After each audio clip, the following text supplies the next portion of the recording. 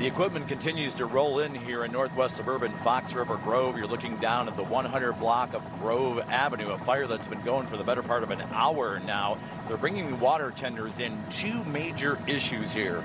The wind advisory we've had all day, and although the winds have died down, they're really giving this fire life, keeping it going and making it really difficult to knock down. The other issue you can see, unfortunately, this home here is pretty much gutted, meaning that firefighters have to be a defensive attack. That means they fight it from the exterior, and the fire is much more difficult to put out. We have no word of any injuries at this time here, but power outages are in the area. Equipment continues to roll in, and there are some traffic issues nearby on Route 14. We're live here over Fox River Grove. I'm Mike Lorber in Sky 5. All right, thanks for that.